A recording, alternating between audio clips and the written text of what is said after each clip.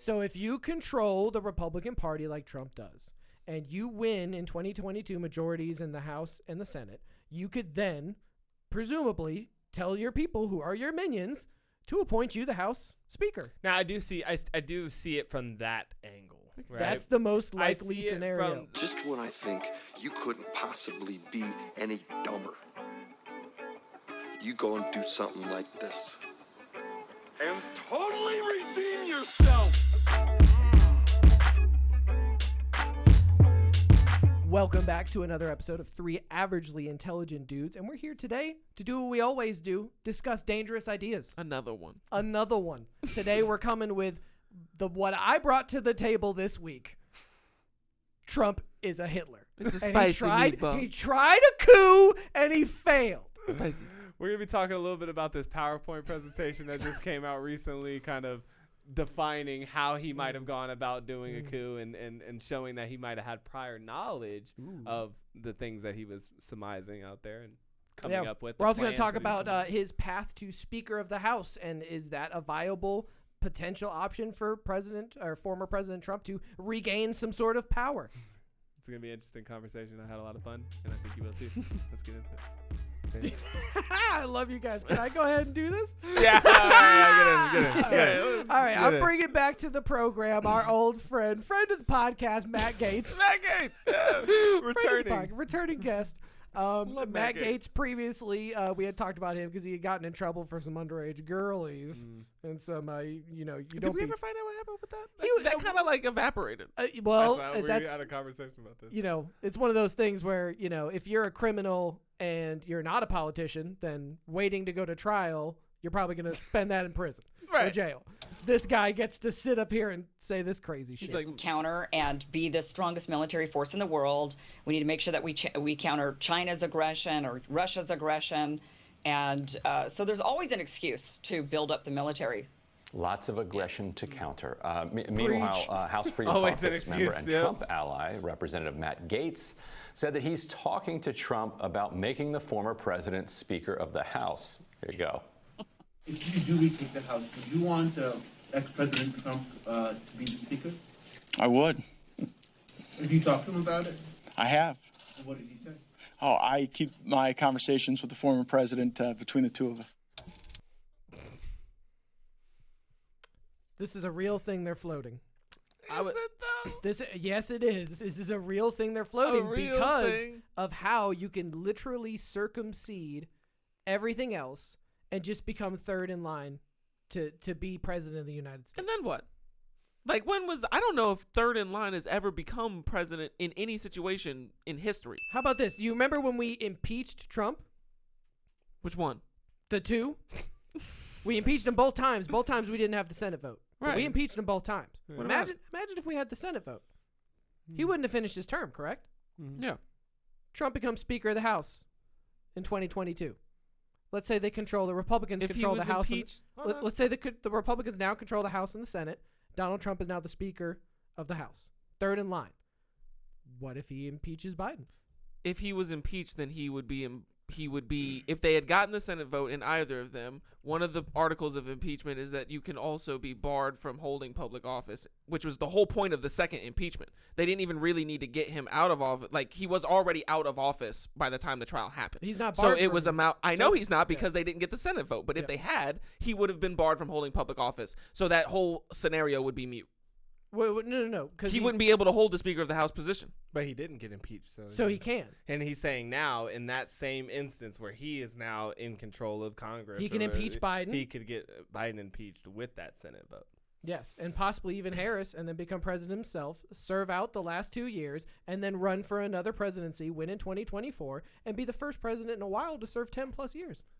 I guess he could do that. Yeah, it's a little far-fetched. I'm not saying this is going to happen. But they're floating. Matt Gaetz is talking to Trump about Speaker of the House stuff. Which is crazy. You believed him when he said that? Like, I'm like, didn't Donald Trump like leave him out in the wind when he was like going through all that shit? But too? But here's the thing. Yeah, but Matt Gaetz thinks he's gonna run again. Yeah. That's the thing. There's no Republican apparatus right now that is going against Trump in the House or the Senate. Both of them they're Trump Republicans now. They are.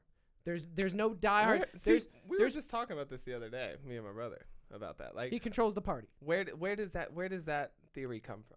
What theory? That he controls the party? Like that Trump is the god of the Republican Party. Because when Trump came out and said the big lie is that they stole the election and I should be president, they asked all the Republicans in the House and the Senate.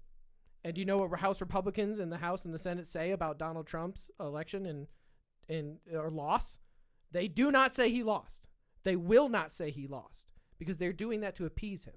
So you show your true colors right there when you won't say it was a free and fair election that Donald Trump might lost. Still be the boss. The same thing, like, why is Matt Gaetz still sitting here talking about, like, yeah, I want to see Trump win when Trump left him out to win? Well, because, like he said, he's playing the cards, right? Like, you don't want to just start going against the guy because what if he does end up being the guy again? Yeah, Matt Gaetz is certainly not going to be the next president. Right. And so he's just, like, playing. They're all playing up to the guy who might be writing the checks or whatever, however it works. But my thing is, there's this idea that permeates through politics in general that Trump has somehow become like the god force of the Republicans, and just like the whole Republican Party just like loves this guy.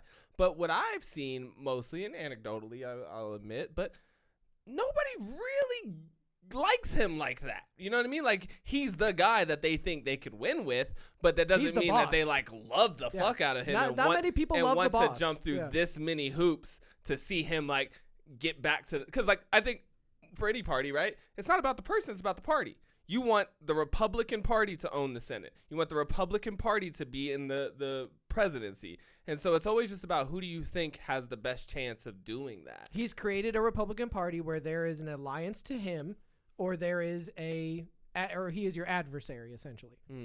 I could see that, because I definitely see him using like you definitely don't. He's not that kind of guy you want like against you. You know what I mean? Like, you definitely don't want him working against you. He literally run. Yeah, he'll because once a week he gets on a fucking stage and he's like, and that guy Sherrod Sloan, he's not a good guy. Fuck him. Fuck fuck him. And they're like, you said fuck him, fuck him. But like, I know a lot of voting Republicans who did not like Trump, did not want to vote for Trump. They just had to because that was their candidate. You know? But I didn't see this like overwhelming like support for Trump, like all the way back to Clinton versus Trump. The people don't have to like him. The politicians just have to bow to him. Do you see what I'm saying? Like, if the people who are voting these people into power are not saying like, you're not anti-Trump, so I won't vote for you, and then voting in somebody anti-Trump, they're not doing that. They're just voting for whoever's on the Republican ticket. Right. So those people get in front of Trump and they kneel. Well, yeah, no, I mean, that's just because, like you said, and they kneel publicly, like we could look at it. We could watch this. Yeah, no, I mean, publicly is the only time it matters. It doesn't matter in privately if you kneel. Publicly is when it matters. But the whole idea is just because, like, again, I don't think that it's because they like him. Obviously, we've established it's just because they don't see anybody else being the guy at the top of the ticket next round. Sure ain't Jeb Bush. It's not Jeb Bush. Like, I mean, we kind of talked about it off camera a few days ago. Like, if it were me, like if I were running the Republican Party, it would be Ron DeSantis all the way. And I'd even back Ron DeSantis against Trump because Ron DeSantis has all the things that Trump has as far as like policy wise, and he doesn't have the things that turned off a lot of people to the Trump train, which was all of his gabs and his Ron tweeting DeSantis and all that 2024. shit. If I was running, I'm not voting for him at all. If I was running the Republican Party, I already know who I would put up. Who you got? The first female Republican candidate for president and future president ever. One of the girls. Any one of them. Yeah. Laura Boebert, Marjorie Taylor Greene, Candace Owens. Any one of them. Yeah. With one of the other ones there. Because they're going to win. They would definitely win. I don't think so. Again, you think Joe Biden versus like Candace Owens is definitely not winning. She's VP. so unlikable. VP. She could be a VP. I don't know about I can that even either. agree with what she's saying and still hate. I'm just saying, you take it's like Sarah Palin 2.0, except I think it would work. But it would never happen because Trump's probably misogynist. I could see maybe the Republican Party voting in a female president to be the first president as like a gotcha against the Democrats and be like, look who, we were the first ones to do the female president shit or whatever.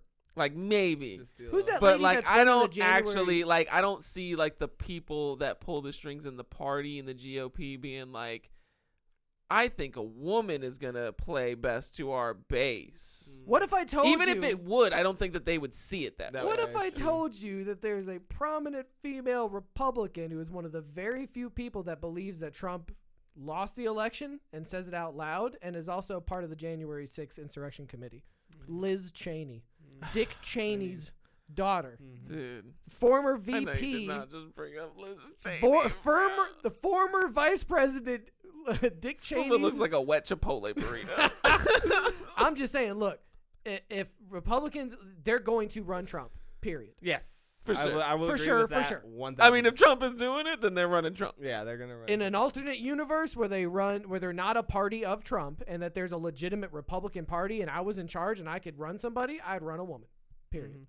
That's all I'm saying. I mean, But you Trump run a exists. woman. And I feel that, and like you said, they will, and I get what you're saying. But just to bring us back on topic a little bit, real quick, like what? So they're about to win. If they Majority in the House. they I they think. control. This is the thing about midterm elections. They're swingy. You know, this happens. It happened under Obama, and I think Almost Clinton all the too. time, It happens yeah. all the time. Pretty They much all swing. elections. Yeah. Almost all the time. But let's say there's a red wave. Let's say the Republicans win the House and the Senate, and they have, majorities, and they decide they want to invoke Article 14 and take old Biden out of office because he's incompetent and he's having medical issues. Now the only person you got in front of you is Kamala Harris. Sure. But why do you feel like they put Trump up? Because now we're not even talking about influence. Because it's a way to cheat Like you somebody into the presidency. Exactly. Why cheat that guy into the presidency? Because he controls the Republican Party. And that's the thing But about don't here's buy the okay, into but here's hold that on, but wait theory a that minute. he He only controls- controls the Republican Party because of the threat that he might become elected president in Okay, 2024. right. So if they could just forcibly make anybody they want president by doing this plan that you're talking about, and we've all said that we think that they actually don't like Trump but that are afraid that he might be elected, then what would be the point of putting Trump in there? Because you could just subvert that entire whole thing. I don't know the Your feelings. Republican version of a puppet master. I don't know the feelings of the Republicans that will or will not be the majority of Congress come 2022. But I think it's reasonable to suggest, and this is what the craziest thing about this whole situation. The Speaker of the House, third in line succession to the presidency, to the throne, if you will, of the strongest global force known to man, is literally voted on by Congress. Yeah. And it doesn't have to be a member of Congress or a political figure or anything. We could win the Congress and have the majority vote, and as the Speaker, we could be like, I want to bring in Arnold Schwarzenegger. Yep, Gary Coleman. But do you know Coleman. why it's that way? It's that way because the Speaker of the House position was never supposed to have any sort of like political power. Oh, but or it anything. does now. But it does now. Oh, but it does And now. so it's But like wait, you've added powers to a position that was set up to be a bipartisan judge, somebody who like was a just like, rule of I'm law the guy. person that makes the rules Yep. when Congress comes into session. And so I'm going to make sure everybody's, but it's not like that now. Now they're part of a party and they're an Yes. elected official So or if you something like control the Republican Party like Trump does, and you win in 2022 majorities in the House and the Senate, you could then presumably tell your people who are your minions to appoint you the House Speaker. Now I do see it from that angle. Right? That's the most I likely see it scenario. I see it from the angle because I do believe, like obviously we saw come like January 6th and all that stuff, that Trump will try anything that he can to see himself in that office. And so I could see it being like him seedily working like his It gets you closer to the strings presidency. to the in the background and like working his, because he does have puppets. Yeah. I'll agree with that 1,000%. I don't know if he's like I said, the king overlord of the Republican Party, but he definitely has his allies within the party and people who think like he is the GOAT guy. And they're like his little like chum buddies, it's kind of like a bully in a high school, and he's got the other little bullies that hang around him. He's like, yeah, where he's at. Never stand up to him and do everything exactly. he says. Yeah. So I definitely believe he has those guys, and Matt Gaetz probably one of them. You know what I mean? And Matt Gaetz looked like one. He's of a them. looking like one of them right He's a now. low level one of them though. Yeah, Yeah, because he's like the guy with the You know, from the Christmas Story, like there was the tall dude and the short dude, and the short dude was always like had the fingerless gloves and was like, man. I just picture Home Alone. But he never actually fought anybody. I never talk about my conversation with the. Yeah. Anyways, so I could see that. I could see this being like some long twisted like plot from Trump's angle, but I do not see it with the motivation being placed on the Republican Party as them wanting to see this happen. I could see Trump wanting to see this happen and manipulating the Republican Party to make it happen. Sure. But I can't see like the Republican. I see it happening. You think this is no? Well, because I think it is. Matt brought up a good point though. Well, I would say that if you laid out several scenarios in front of me and asked me which one was the most likely, this would make my top 5 most likely. Because I see it as a way for President Trump to be closer to the presidency for his 2024 run. Because you have a lot more weight as the Speaker of the House. You can get in front of the American people and be like, I'm draining the swamp. Draining. I'm in the house. But that's what he said the first time, and he wasn't even a Speaker of the House. I'm not saying he's doing. I'm not saying he's doing these things. I have no doubt in my mind this is all malarkey that he's just going to say to get votes. But it's shit he's going to say. But my point is, why do you feel like he would need the Speaker of the House position? Yeah, what does to that like have to do with strengthen his platform? To impeach Joe Biden. Yeah. Okay, because that's my thing. It's like a spite impeachment. Me and you talk about this all the time. I'm firmly in the camp that Joe Biden doesn't make it to the end. Okay, I do not see Joe Biden making it all the way 4 years, and even if he does, I mean, he's a single-term president at most. At for sure, 100%. At the most. So my thing is like, 82-year-old. Fine, Joe you Biden. get through Joe Biden, but how you gonna get past Kamala? Well, she'll never get elected.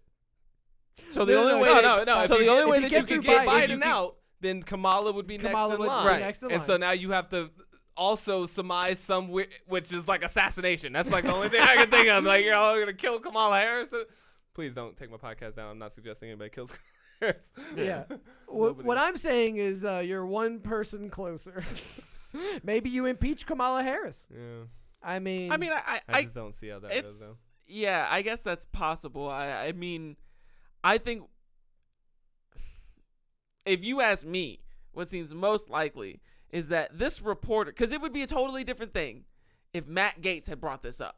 If Matt Gaetz was like, yeah, me and the former president are floating the idea that we're gonna like put him as Speaker of the House, but the reporter brings it up to Matt Gaetz, and it's such an outlandish question, like, so Matt Gaetz, you know, if you guys won Congress like next year, would you want? He said, if you guys control Congress next year, would you want Trump as Speaker of the House? And he said, yeah, I would. And he said, is that something you've talked to him about? Yeah, I have. Well, what did you say? Well, I don't, me and the president have private conversations. And then he goes to the next question, and I'm like, that sounds like a bunch of that's such a dumb question. Like, I think that this whole scenario sounds dumb. Like, I just don't see this going down at all. Like, there's no probability about this happening. It sounded like one of those interviews. If it happens, I'll bite my tongue. And we can pull this video up, and we'll watch it on the freaking camera, and we can all react to how dumb I was. But this sounds ridiculous. It sounds outlandish, but give me that it could happen. It's possible. Legally possible. Completely. As far as I'm concerned, I'm averagely intelligent, but as far as I know, from what you've told me about how the Speaker about how that works, position works.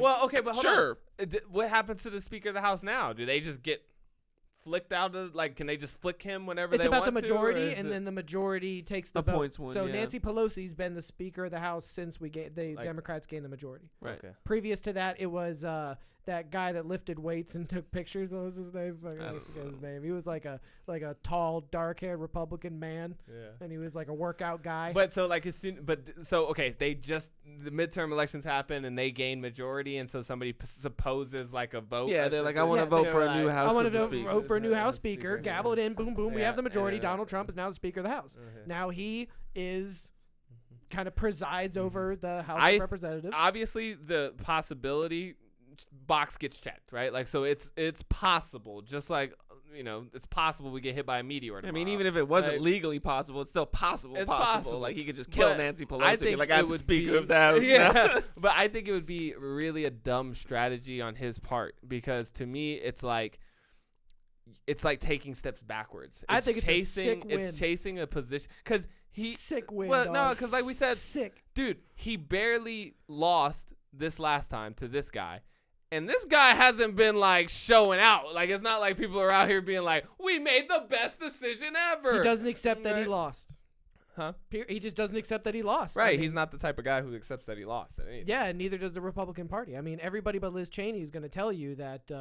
But my point is, I still think that it's such a like a heavy workaround just to really, in my personal opinion, weaken Trump's position, because now I think of him as Speaker of the House. Right now, I think of him as like President Donald Trump waiting in the wings to come back 2024 and reclaim his throne. That's how I see him right now. He's like the Emperor Palpatine in the back. Yeah, waiting in that crazy pyramid place in that fucking in that weird ass fucking machine. Yeah, and he's all like just sitting there waiting like, as soon as we get Congress and shit, y'all gonna I'm coming back. I'm gonna have majority and everything. Yeah. Like for him to Trump need to City to get these extra 2 years. Like, because it's going to take you years to impeach the president, too. It's not like you just hop in, impeach him the next day, and then hop in, impeach Kamala Harris next day, hop in. Like, it would take you at least 2 years to get through both of those. I mean, sir. The impeachment process goes down quicker than that. It wouldn't be like an immediate thing. We're talking 90 to 120 days, and you can get somebody out of but office. But it's not just a vote, though. Like you said, like that's for the Speaker of the House, but they're still going to have to trial. They have to trump up and some they charges. have to get some charges. I mean, they got to prove those charges, and they got to get the vote and all that shit. Yep.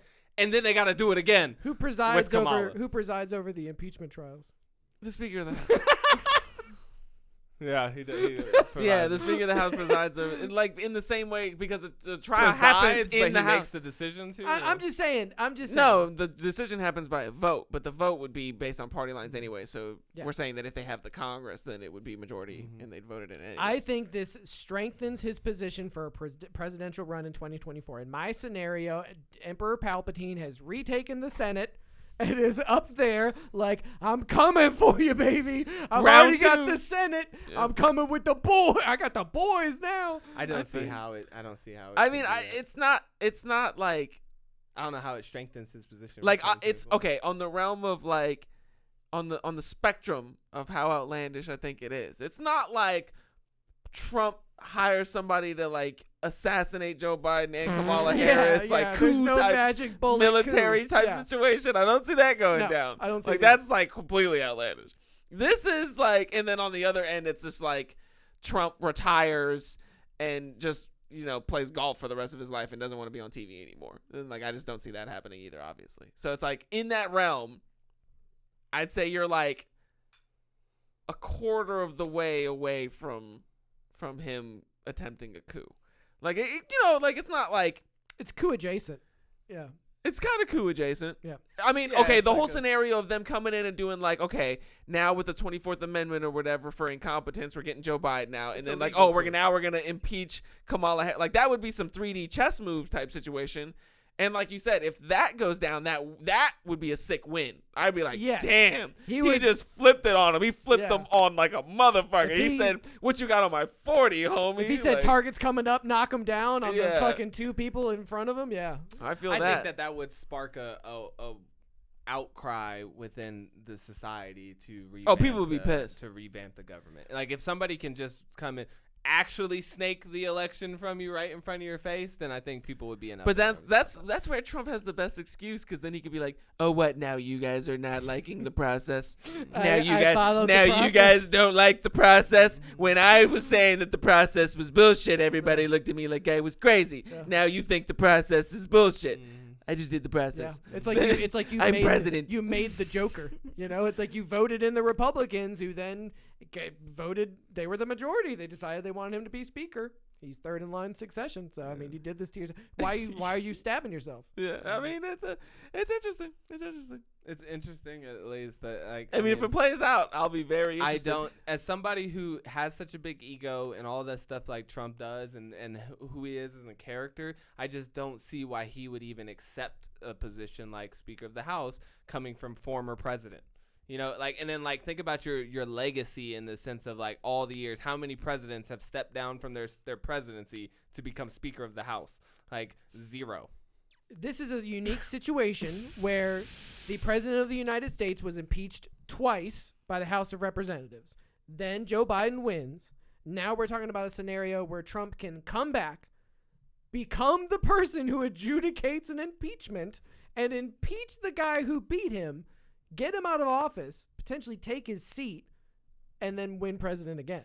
I would definitely despite impeachment. Mega flex. Despite that feels in line with the Trump character. That does. If it's just like a get back move to just say, nah, fuck you, I don't lose. You gonna impeach me, bitch? Like, I'll show you. I'll show you. You want to show somebody getting impeached? I'll show you how to impeach somebody. Yeah. I could see it in that. I can see it in that realm, but I just think the possibility of them being able to pull off something like this is just. I agree, it's a bit far-fetched. I will agree. I mean, crazier things have happened. The way I put it, the way ancient Chinese people built a 3,000-mile long wall, dog. I mean, crazier things. I mean, I just don't. Nobody yet has proposed a theory that isn't completely outlandish of how you get Kamala Harris out of there. Like, that's what I don't see. And I bought in the idea that they were going to try and get Biden out and put Kamala in there in the first place. So, I mean, you might even get the Democrats on board for that part of the. What if you scandalize her until she resigns? They tried to do that with Trump. But Kamala ain't no Trump. Yeah, I mean, she ain't the Teflon Don. Yeah, Kamala Harris is like. I think. Look, she's like the Wicked Witch of the West. You splash a little water on her, and she starts melting immediately. I'm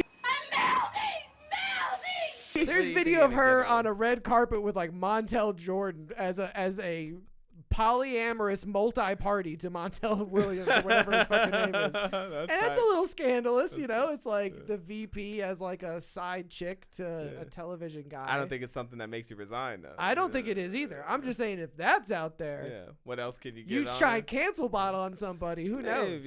Maybe. I mean, yeah, maybe. Okay, that's feasible. You know, it's feasible. That's about the only way I see you can get Kamala. But I'm saying with this scenario I've proposed, you lay 5 scenarios in front of me. This is definitely not the most outlandish. Well, yeah, I mean, not compared to the coup thing. I think this is ridiculous, honestly. It's pretty. I feel like getting roasted in the comments as we speak. Oh, I would love the comments. But now people be buying into this shit though. People really be thinking like Trump's like this like overlord. Like, it's crazy to me what people think about Trump. Like, in a way, like people personify him. It's like, I just don't see him like that. To me, I see him as just like this old clowny fool who just like, you know who he is? He's like Barnum and Bailey. He's like Barnum and Bailey were notorious Barnum particularly. I don't know about Bailey. P.T. Barnum? Yeah, P.T. Barnum, right? Okay. He was a notoriously a scam artist, right? And like he would scam tons of people into like making shit happen. Is this the dude that sold bridges? I don't know. I can look up P.T. Barnum's like famous like scams, but this is American businessman. Yeah, of course. That's how they all. See I fucking love this country, dog. P.T. Barnum is a con artist. He's a great American businessman. Oh, he made fake mermaids. Dope. The Fiji mermaid. Yeah, that was one of them. Okay, but what's the point? He's like he's a scam artist. But he would do like that. He would do that. He would put in like hoaxes and stuff. If other people tried to make circuses and stuff, he would like slander their circuses to the point where they like got tore down, or like make up lies about them and print them in the media and stuff. Like, very just Trump-esque, you know what I mean? But in the end, he was still just a circus ringleader, you know? And like, that's Trump to me. He's not this like Senator Palpatine, all-powerful, manipulating, like, super genius. Gonna take over the galaxy. Okay. Yeah, like, it has all this influence in the government. And, like, we gotta remember, 10 years ago, didn't nobody fucking even know this dude. You know what I mean? Like, if you go off of that premise, that he's a P.T. Barnum, like, he's a scam artist, but he's, like, not necessarily the head of the serpent. He's just, like, a kind of a guy. He's just tap dancing through on y'all, you know? No matter who you sit at the head of that table, you're feeding them the information that you have cultivated for them to agree with. So when somebody comes up and sits beside, it doesn't matter who sits beside him and goes, Mr. President, this is the information on the thing we want you to do. And he's like, oh, I'm reading this. Yeah. Do it.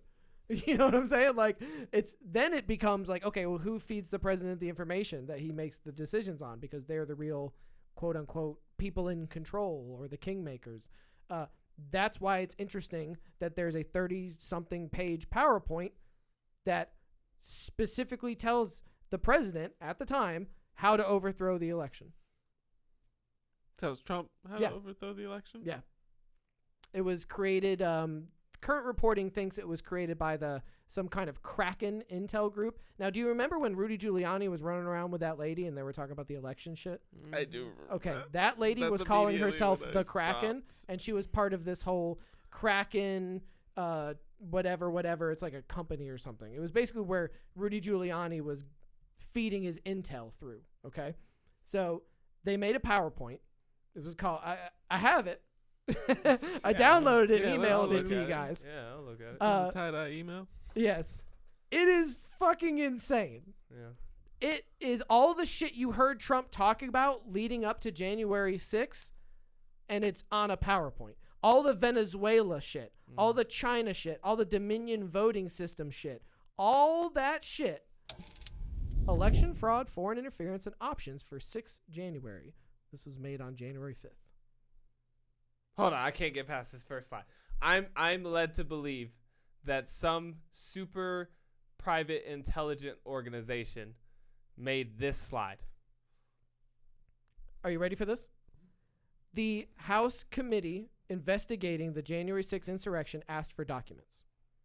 They got this in the trove of documents from the White House Chief of Staff. This was floated around. Yeah, and this is what was sitting in front of the president. This is what the president was getting fucking briefed on. Where are you sourcing your site? Like, what? Like, this literally looks like it was made by the same person who made the goddamn cabal. Like, this is the fall of a cabal as fucking PowerPoint right here.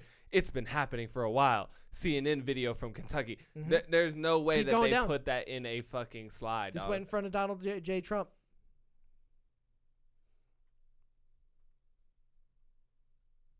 It looks like something made on the dark web and released on a forum. 100%. But guess what? 100%. That's exactly this came from the White House Chief of Staff. You know what that tells me is, like, I'm smarter than I think I am.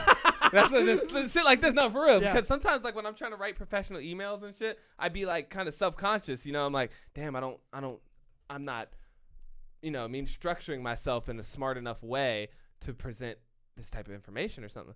But these motherfuckers are making like high school grade PowerPoints. And it's all the Donald Trump talking points. Chinese Communist Party, financial control of Dominion voting machines. Who is the White House Chief of Staff? There's some Mark serious Meadows. data here, though. And Mark Meadows is the current White House Chief of Staff? No, he was the White House Chief of Staff for Donald J. Trump. And he... Also an appointed position, also one of the most powerful positions in the White House. Well, because the only thing that I'm thinking is, like... He does not claim that he made this. They are currently back. These are the documents they sued the committee investigating them and said, we're not going to hand over anything. They did not win that suit. They had to hand over a bunch of shit. This was in all that shit. They're obviously trying to denounce some of this to some extent, but people have found the source of where it came from. And when you get to the source, you find an editable copy and you can see that they took logos off. And those logos are Kraken logos. That Kraken shit relates back to Giuliani. Giuliani's his fucking personal lawyer. I mean, to 6 degrees of Kevin Bacon maybe, but at the same time, it's your fucking people. Your people made this. And this got in front of the president because the president doesn't understand this shit. That's the point. He doesn't have to. The people that are feeding it to him are like, this is what's true. This is what's happening. And this is what's happening. Your election's being stolen. You're right.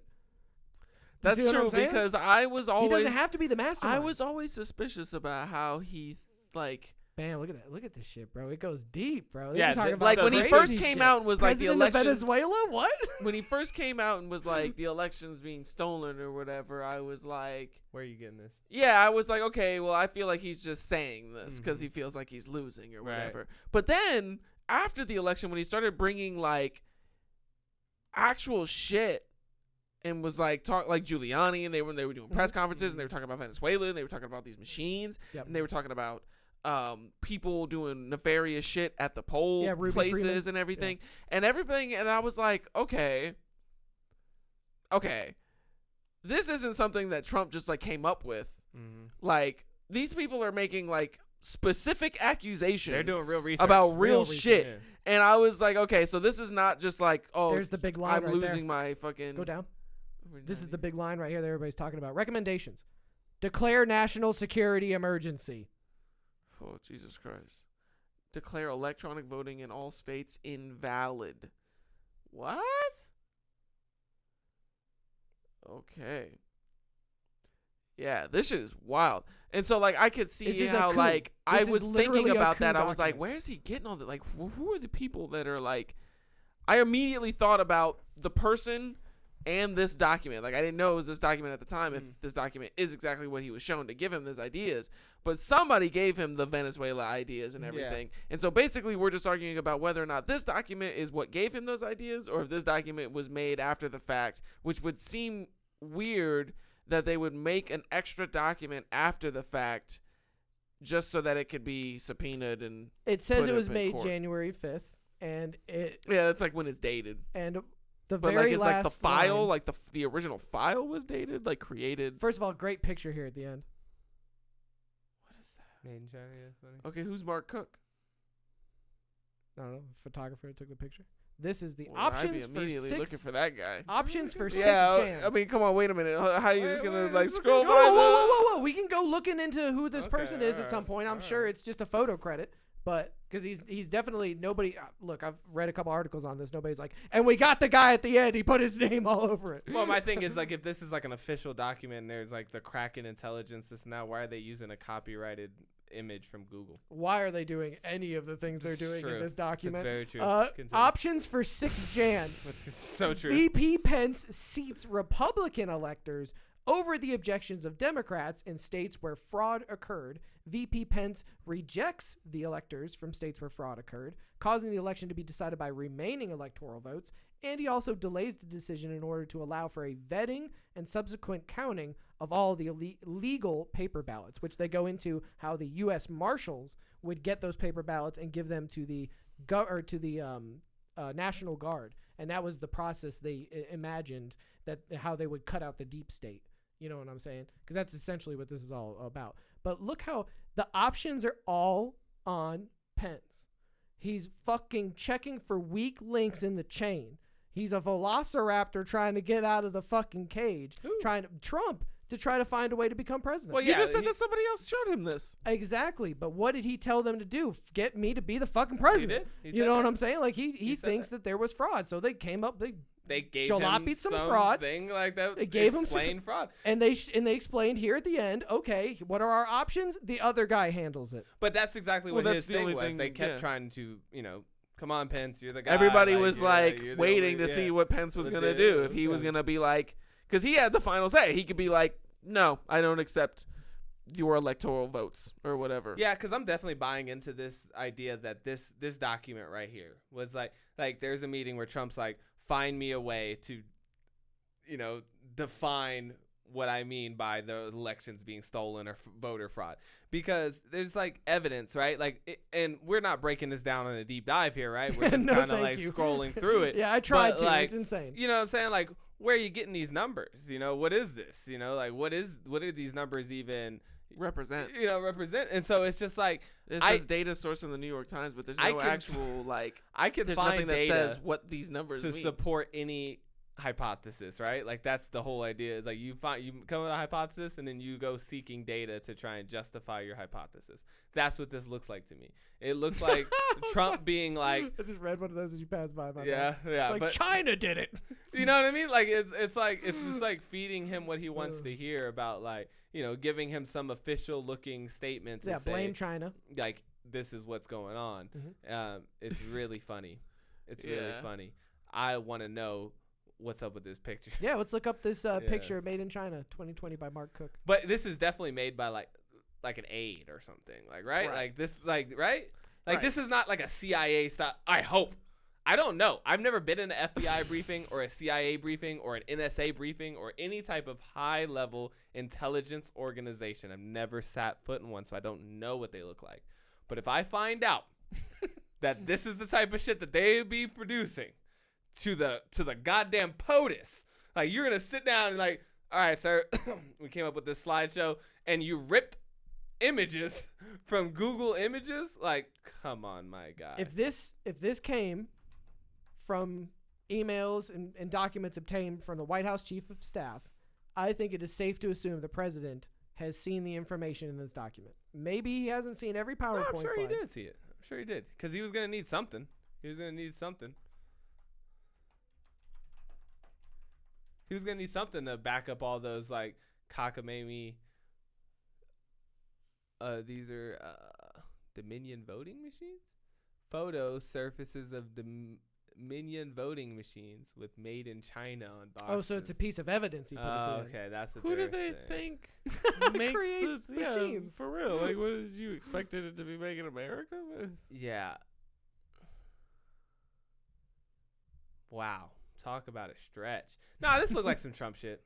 Don't this look like some Trump shit to you? Yes, of course it looks like some Trump. It looks like something that Steve the Bannon end. The end. Yeah, I'm telling you, if you're working for Steve Bannon or Rudy Giuliani or Roger like your Stone job. This is what or you the gotta Kraken do. lady, you know what I'm saying? This is your job. This is your job. They pulled it up and they It's so said, funny, "Hey too. Jim, I got an important project for you. Come up to my office. I need you to put together a PowerPoint explaining how Insurrection is going to be good for Vice President Mike Well, Pence. just that I could justify it in some way. You know what else is scary to me, right? Is we're laughing about this in the sense of like this and stuff. This is the same shit that goes on when they want to go to a war with Afghanistan, right? Like when they want to go, like when he was like, "Hey, I want to go to war with Afghanistan. You need to find me some fucking reason to do that." And he's like, "All right, sir, I will be right back." And somebody goes up and types up one of these, and then they're like, "See, these are all the reasons why shit's fucked up, and you need to go do something immediate about it." What I love about how batshit crazy this is it's not even the most batshit crazy thing in the story.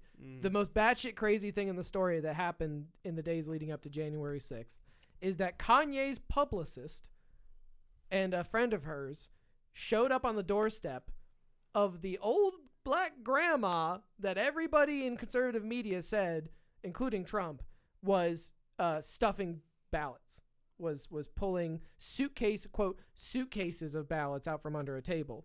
And Kanye, I remember about this video. Yes. Yeah. Kanye's publicist? No. No. Kanye's publicist showed up at the doorstep of a lady who was accused Yeah. of doing these things because they there's had a video that circulated, like this really grainy video of this Yes. polling place where like this woman pulls out these like briefcases or whatever out from underneath these tables. Yeah, they're rolling tough box type things, Yeah. and that's what you're supposed to put ballots in. The FBI investigated this. The way that their explanation, the FBI's explanation for this, is that Ruby Freeman and her daughter were scanners, and there were other people who opened the ballots and like checked the signatures, and then you have to then scan it. Mm-hmm. So the people who did all the election stuff in front of all the people who are supposed to watch did all their work and put them in these things, and then later on at night, no one was told to go home or like you couldn't be here. The scanners continued to scan long into the night, and they have footage of all of it. And that's what she's doing. She's pulling out these like tough boxes full of ballots. And what is this? This isn't it? No, I have no idea what this is. This is the video of Ruby Freeman and her daughter, and what they're accused of doing is taking ballots out from underneath a table, and they're accused of essentially just scanning they pull ballots out from under a table. That was the story. That was the big hoopla about it. I see. Yeah. And then let me set the story up for you. So Ruby Freeman is attacked for the days leading up to January 6th. It's getting worse and worse. She's getting threatening calls because everybody, including President Trump, in his impeached call. You remember when he called the Georgia guy and that was the whole impeachment thing? In that call, he mentions Ruby Freeman's name, that grandmother's name, like 17 times.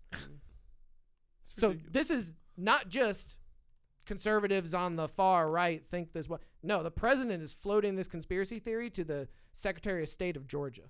Mm-hmm. So they all think Ruby Freeman pulled out some illegal ballots and swung the vote in Georgia because she's a weak link. Sure. And they're pressing on the weak links. Sure. So this is where Kanye West publicist comes into play. About 48 hours before January 6th, Ruby Freeman is contacted because she's like jumping house to house now. Like she's not even staying at home. I think at this point, or maybe she leaves her home right after this. Anyways, she's like scared for her life getting all these calls. Kanye's publicist shows up on her door and wants to talk to her. So she says, I would feel comfortable if we go to the police station.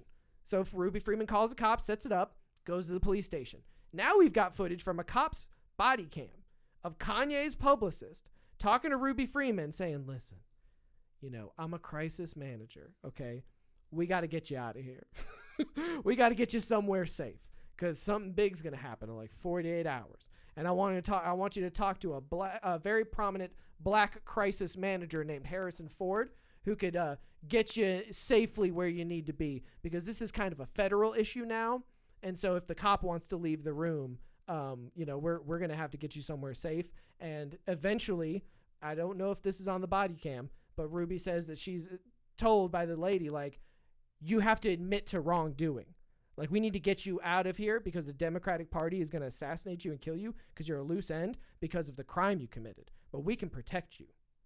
So the whole shtick is she's going there to save Ruby Freeman.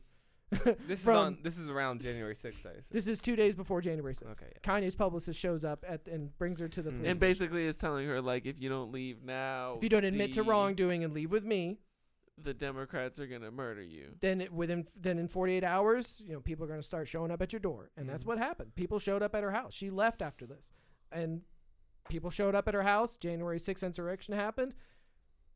I mean, you can look in YouTube comments of the original videos when these came out. There's people talking about hanging this lady. She's gonna go to Gitmo. Like, there were zealots about this being fraud. The media just convinced the people that this lady's fucking with the election. Yeah. So of course that people were like. Which is why media sucks. But so I think it's just another example of checking the chain, trying to find the weak link. When you go to the Ruby, when you say her name 17 times in the call that gets you impeached, and then Kanye's publicist, who claims in the video that she's working, or claims, I think she has a claim online, one of her biographies claims that she works under some sort of Trump administration Black Youth Council thing or something. So she's linked to the Trump administration and Kanye West. And she shows up on Ruby Freeman's doorstep and tries to convince her to, just admit you did some wrongdoing. Yeah, because they're trying to build this. I mean, because, like, this is nothing new, though. I don't understand why all this stuff's hitting the news right now.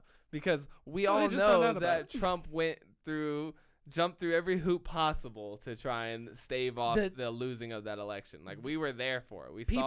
We heard the phone calls. We seen I mean, like you said, this is a little outlandish, sending Kanye's publicist to go try and put the squeeze on some random old lady in fucking Georgia. Like, I get it, that's wild, but like, I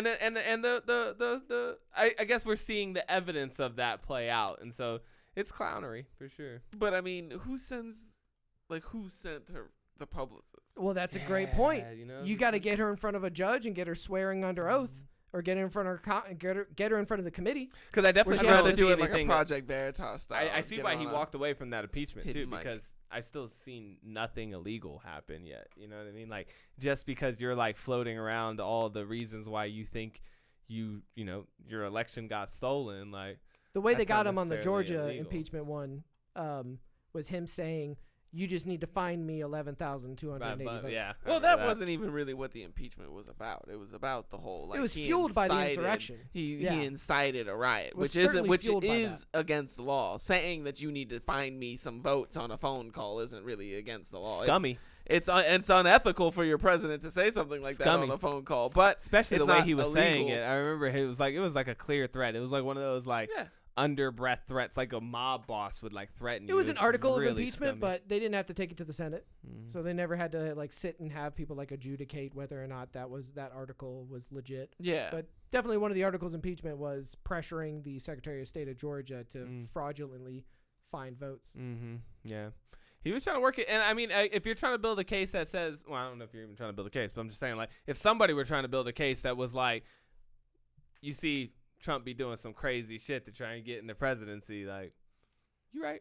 Well, all of this culminate, like, the whole reason that I'm tying this into Trump Speaker of the House vote, or Speaker of the House Trump stuff, is because it all makes sense. He just wants power in the United States government, and he will do anything he can to get it. He will get the National Guard to have the U.S. Marshals take the paper ballots. Like he'll do anything it takes. Anything it takes. True. And I think that's part of his whole MO too. Right? Yeah, and I think that bodes negatively for all of American politics if they stay down this course. Yeah, I don't want anybody in power that's that hungry for power, right? Like, that's like number step one. I also don't want this to be red legal. Flag. I don't want my president to be able to call the Secretary of State and be finding me votes. Well, see, and that's the bigger conversation. Like, I think I'm glad we're coming back to that, because I feel like we missed that earlier about the fact that this whole Speaker of the House situation being just like this appointed position, and like that No there vote seems for it to other be than the like, Senate. because I never liked that anyways, you know, just in any form of the government, right? Yeah. Like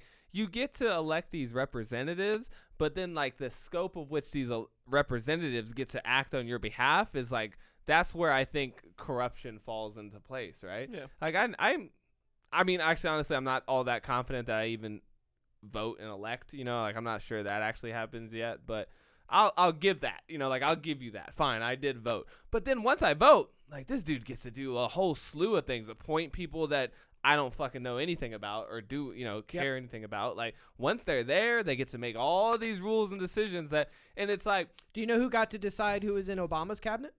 Wall Street. Yeah. They gave him a list. They gave him a list. Yeah.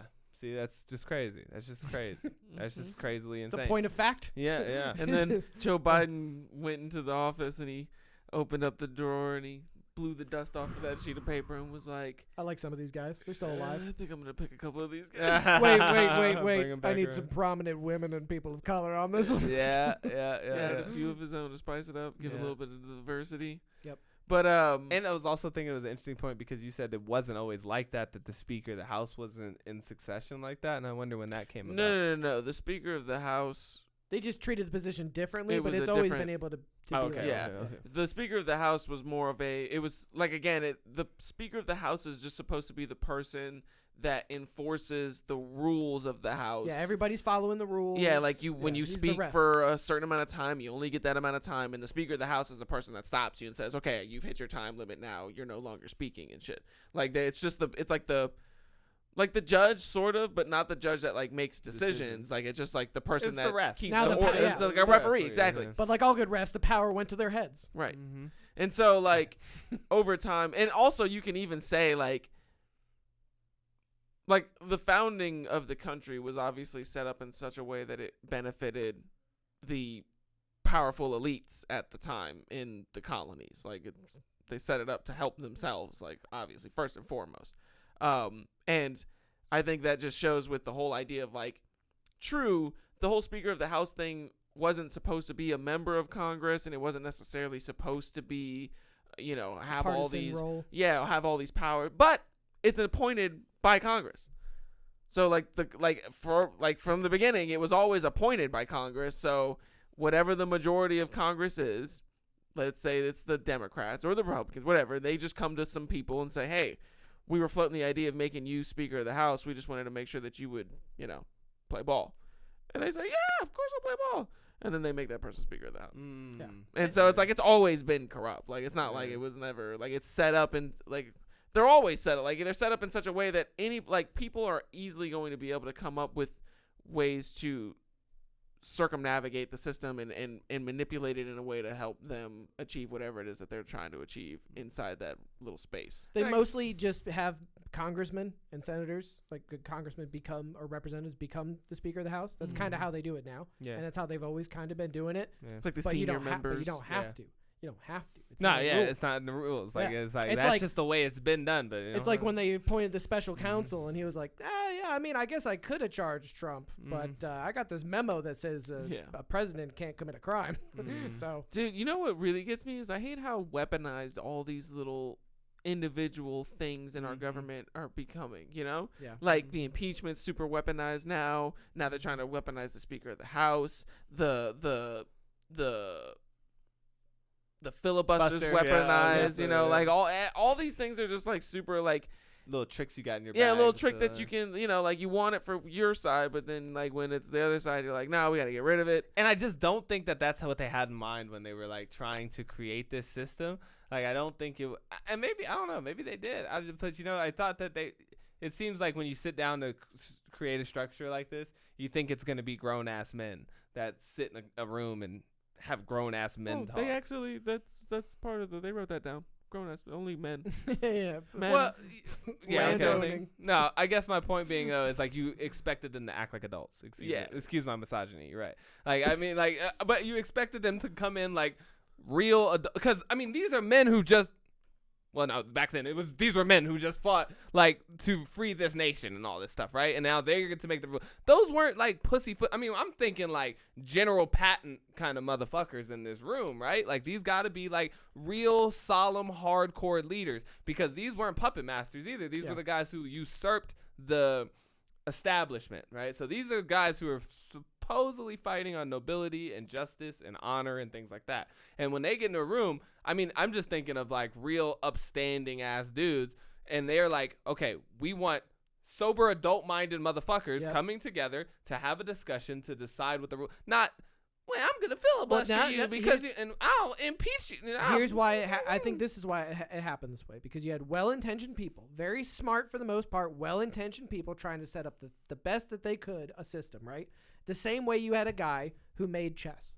The guy that made chess didn't think when he made chess, oh, this game can come out to as many iterations as there are grains of sand on the desert, like 10 to the 100 trillionth time or something. He didn't think that. He invented a game, and it was super fun, and everybody played it, and it was insane. You could become a grandmaster. There's like all these things. But it's incredibly layered. But he didn't see all the possibilities. He didn't see the 10 to the 100th power. True. But the people who created the documents that we base our government on, they tried. They looked real hard at it, but they didn't see all the grains of sand that were possible. And there are a lot of grains of sand still possible out of these documents. When you think about amendments and all the ways it's changed already, the ways that it could change in the future, it's mind-boggling because it's infinite. Yeah, that's really true. That's a good point.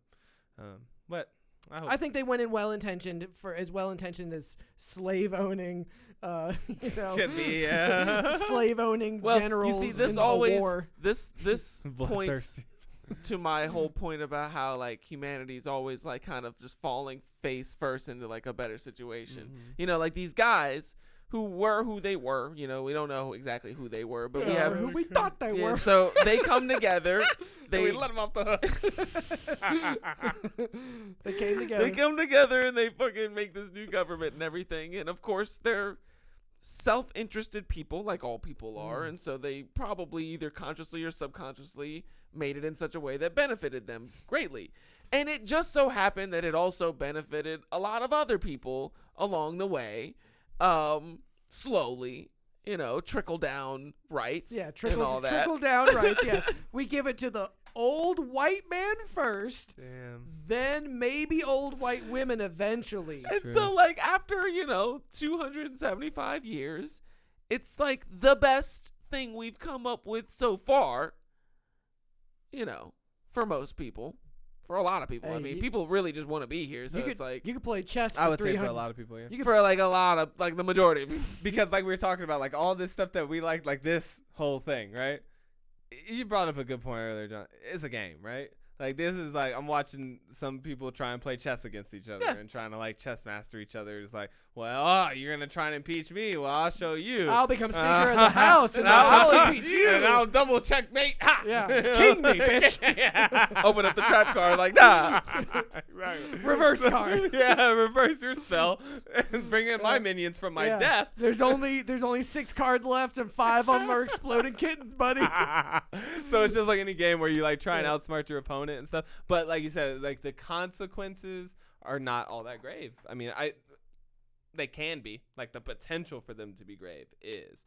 But you're still living in the freest nation that the world's ever seen. So. Yeah, and our president was trying very hard to change that a little bit. Yeah, I would say so. I mean, let me tell you something. I've been very protective of Trump in this conversation. And I tend to be just because I like to play devil's advocate. You know what I mean? It really is what it comes down to. Yeah, but not a lot of defenders of Trump out there. Yeah, you know what I'm saying? Like somebody's got to do it on this, podcast. Somebody's got to pick that. Somebody got to be Lex Luthor. If you're going to go out there and do Lex Luthor shit and send out drones to follow people home. But that's my point. That's my exact point. Is if I was ever to vote most likely to become a Sith overlord of our government, it was Trump. Like the most likely General Palpatine. When he was elected, I was like really scared. I was like, oh shit, this is. I distinctively remember posting Star Wars clips. I was like, oh, this is how democracy ends. I was clowning it. I was clowning it because I got into politics in the lead up because it was such a clown show. It was like The Voice, but it mattered to the whole world. Right. and it was way clownier. Yeah. And so I watched and I got involved, and I remember continues. me on Facebook those days. I'd be like, you believe what Trump just said? I Yeah. was snarky. Oh man, there were some classics back then. Yeah. Classics. And it wasn't doing any good for me. It was just like negativity. And then when he won, I was like, oh well. Yeah. Fuck it, And then like I got into politics, and I speak on it all the time, and I have strong opinions. But it doesn't really affect my daily life in any way. I don't talk to other people about it in comments. I don't fight for things. I'm just like, yeah, but the government be killing people. Yeah, though. you know what I'm saying? If I were king of the world. If I was king, I wouldn't be doing that. I'd have cafeterias for everybody. But since I'm not, I'm just not going to pay my taxes. Catch me if you can. Yeah. But it also gives me hope though, because I'll tell you that was another thing that Trump did. It's like also in hero stories and mythology, or just hero stories in general, right?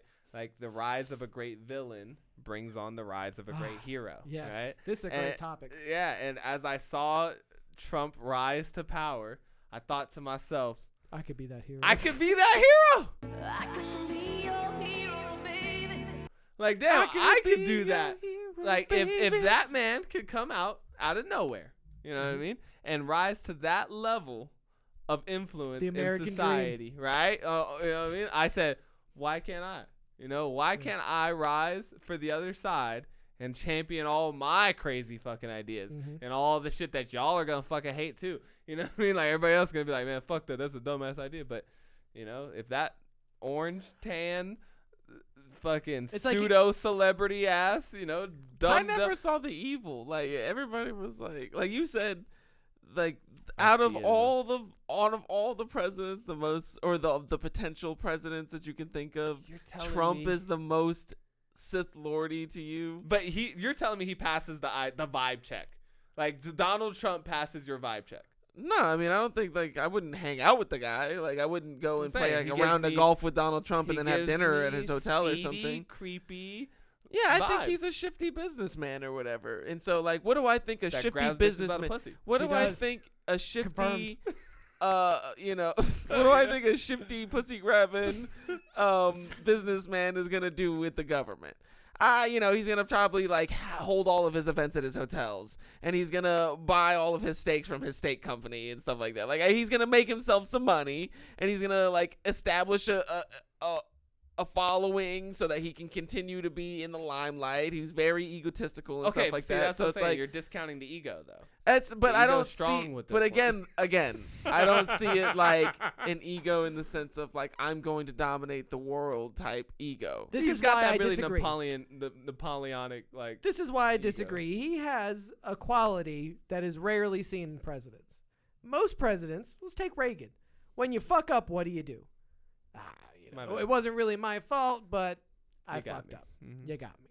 When have you ever, in the history of Trump, the man who's been impeached twice, seen him say, all right, what I did, it was wrong. You got me. No way. I don't remember a single president saying any of those things. Instead, we get a 36-page fabricated reasoning on why I never lost and why I will continue. I mean, name me one time.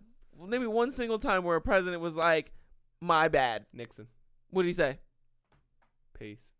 No, he said, I'm not a crook. He resigned. He resigned saying that I didn't do this the whole time. But he resigned. Bill Clinton. But he resigned because he knew that they were going to prove it. But he never, even though he knew that everybody knew, he said, I'm not a crook. That I welcome this kind of examination because people have got to know whether or not their president is a crook. Well, I'm not a crook. I've earned everything I've got. Okay. In the face of the people who knew that they were looking at a crook. But Reagan apologized. Huh? Reagan apologized for Iran-Contra. I'm pretty sure Reagan apologized for Iran-Contra. He said, find out if my bad. and when Reagan apologized for Contra affair. I'm going to look up, has a president... No. Because it wasn't whether I asked you if you could name me one, because the whole idea is that you're assuming that presidents somehow take accountability when they fuck up, and I'm like, where are you getting this from? Concedes mistake in arms for hostage policy, takes blame, vows changes. This is from New York Times. said tonight that his policy toward Iran had deteriorated into a trade of arms for hostages, and that he accepted full responsibility for the Iran-Contra affair, which has thrown a shadow over his administration for 3 months. The president adopted an unusually conciliatory tone in his 13-minute television address, detailing a long series of mistakes and misjudgments made by his administration and vowing some changes in the way it works. I've got the video in our Instagram Right here chat, says, but it was a mistake. yeah, like So Reagan. won. Yeah, Reagan. I think that, it just speaks to the character of a president, right? If they get caught doing some fuckery, Reagan's administration got caught doing some fuckery, and he made some apologies. Biden got caught doing the fucking drone strike, I was going to say, when there's and they came out and apologized. I don't know if Obama or Bush made national apologies in the same way that Biden did. Fool me once, shame on you. Can't get fooled again. That's what Bush said. I would be interested to know if Bush ever And made Obama any... simultaneously blamed and then gave bonuses to bankers. Yeah, I don't know if there was any good Obama apologies during his presidency, but I would say that it's not usually the move. I would say that like it's something that is inherently Trumpian.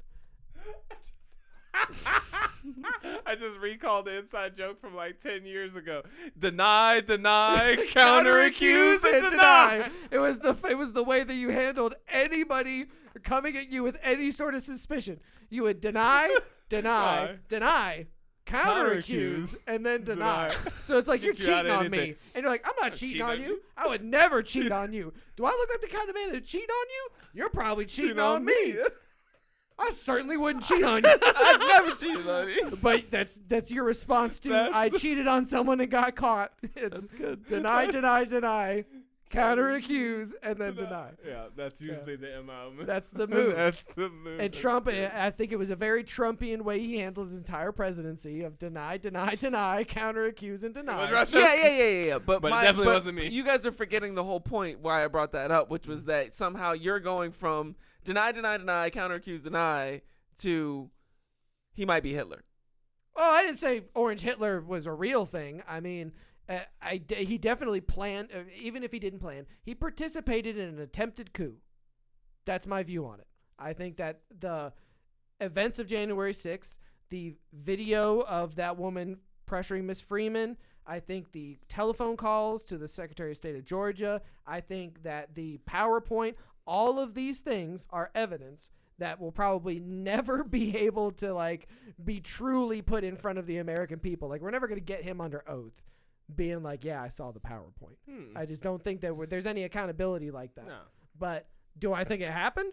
Do I think that he tried to overthrow our government by getting the U.S. Marshals to take the paper ballots in contested states and give them to the National Guard and to let people go hang Mike Pence? Yeah, I think that he did that shit. And I started this this whole thing with the idea of does he pass the vibe check? A vibe check is not a evidence-based assumption, right? It's prejudice. Or you don't. You know what I mean? That's it. It's like you either pass or they don't. We have a good friend of ours from our past. I'm not going to name, but it's a good guy. Did good stuff. A lot of times he just didn't pass the vibe check. If I was to look at this man, I'd be like, well, you got some Hitler in you. If I fucked around and gave you absolute power, you would 100% demolish everything that I love. That's how I see Trump. I just see him as that kind of guy that, if given the right opportunity, he would. Oh, I'll tell you. Okay. A propensity for tyranny. If it was possible, do you think Trump would run for president for a decade? If it were possible? Yeah. Yeah, I think he would. Absolutely. Yeah. I think most presidents would do that. I mean, I don't know. The whole reason it's not is because a president was like, I'm not going to be like that. Because George Washington was like, I'm not going to be like that. Right. So there's possibility that people would not be like that. And that's kind of... Yeah, but George Washington is historically known as being somebody who didn't want to have anything to do with the government. Yeah, he was didn't even want to be president in the first place. But my thing He barely even wanted to be general. Yeah. But characteristics that you would like your president to have, Trump fails miserably on a lot of them. Yeah, no, he's a terrible president. Obama passed the fucking he's vibe check just with as flying terrible colors. a president as I think he is a terrible potential Hitler. He was one decision I think away. He's terrible at both. One decision away from completing the first and only coup in American history. True. One decision. Vice President Pence could have said, I do not certify these votes. Mm-hmm. I don't think that would have been a coup. Or a coup. Like, I think that would have been like if you can prove to me that they concocted all of this stuff, but a lot of this stuff is stuff that I'd still like to be answered. I'm not upset that they came to him and was like, this is what's happening with the election. It's being fraudulently stolen against you. I'm upset that nobody was allowed to talk about it. That's what I'm upset about, because I don't know whether or not it got stolen. I have no idea.